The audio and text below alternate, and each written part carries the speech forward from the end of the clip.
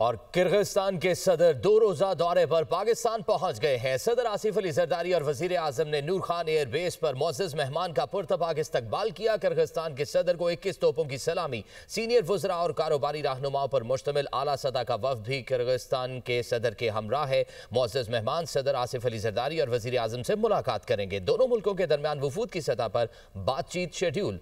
सादर जपरोफ का Pakistan Kyrgyzstan business forum से खिताब मुतवक्के है। मुतअद्दिद अहम मुआहिदों व मुफाहमती यादाश्तों पर दस्तखत किए जाएंगे। और किर्गिस्तान के सदर 2 रोजा दौरे पर पाकिस्तान पहुंच गए हैं। सदर आसिफ अली जरदारी और वजीर आजम ने नूर खान एयरबेस पर मोअज़्ज़ज़ मेहमान का पुरतपाक इस्तकबाल किया। किर्गिस्तान के सदर को 21 तोपों की सलामी, सीनियर वज़रा और कारोबारी रहनुमाओं पर मुश्तमिल आला सतह का वफ़द भी किर्गिस्तान के सदर के हमरा है। मोअज़्ज़ज़ मेहमान सदर आसिफ अली जरदारी और वजीर आजम से मुलाकात करेंगे। दोनों मुल्कों के दरमियान वफूद की सतह पर बातचीत शेड्यूल।